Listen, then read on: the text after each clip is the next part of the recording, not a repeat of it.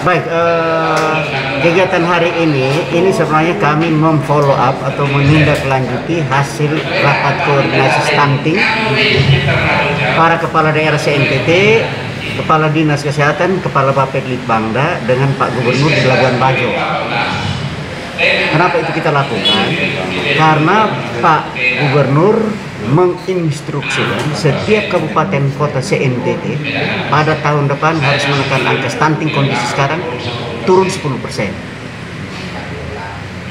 Maka hari ini saya mengambil inisiatif untuk mengumpulkan teman-teman 26 kepala puskesmas, para dokter, para tenaga pengelola gizi puskesmas dengan bidang koordinator di setiap puskesmas ada 26. Apa tujuannya? Untuk kami sama-sama menyamakan persepsi atau pemahaman tentang follow up atau aksi yang akan kami lakukan menjawabi instruksi dari Pak Gubernur itu.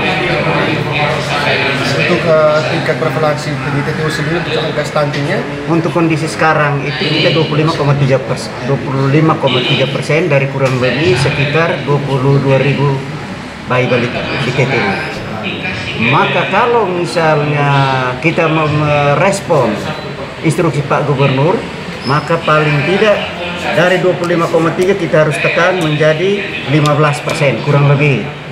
Berarti 15% itu kurang lebih tinggal 9.000-an anak atau 10.000-an anak. Ini PR yang sangat berat. Jadi ini nanti hasil rapat kami ini kami akan membuat tindak lanjut internal sektor kesehatan apa yang harus kami lakukan dengan peran dan fungsi masing-masing profesi yang ada. Apa kepala puskesmas yang harus lakukan? Apa sebagai seorang dokter apa yang dilakukan? Sebagai bidan yang punya tanggung jawab untuk 1000 hari pertama kehidupan, mempersiapkan anak itu pada saat masih janin dalam kandungan seorang, apa yang harus dilakukan? Sebagai tenaga pengelola gizi di puskesmas apa peran dia? Itu yang kita lakukan sekarang. Berapa kecamatan yang prevalensi stuntingnya masih di atas? Secara umum itu ada beberapa kecamatan yang masih tinggi. Ada beberapa kecamatan yang sudah menurun nih? Yang sudah menurun itu ada beberapa kecamatan. Tadi salah satu itu di Bukit Utara. Yang masih tinggi ini tidak salah itu di Kominilula.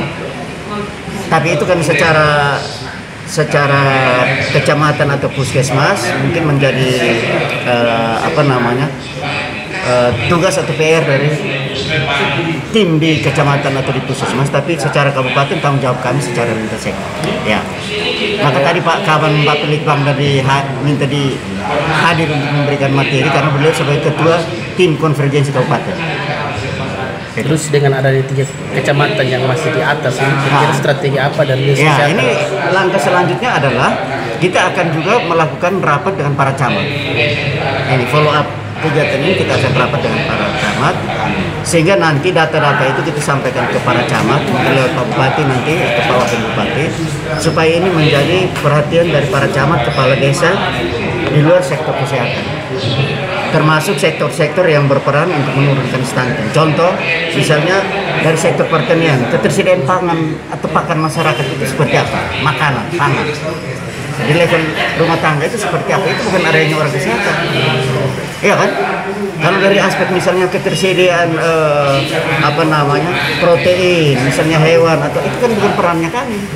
Itu kan perannya sektor, misalnya peternakan, perikanan. Kan ada sektor-sektor yang punya kompetensi untuk menyiapkan sarana air bersih yang sehat itu kan ada di PUPR misalnya. Rumah yang sehat itu kan ada di PPRK misalnya. 2 anak cukup misalnya itu ada di KB. Ya kan begitu. Jadi kita bagi peran. Hanya ini internal saya dan teman-teman. Harapan Bapak Kadis terhadap para kepala desa yang kepala puskesmas yang ada. Artinya secara tim saya harapkan dengan momen hari ini kami akan menghasilkan rencana tindak lanjut atau komitmen kami masing-masing dengan peran dan fungsi. Seperti itu.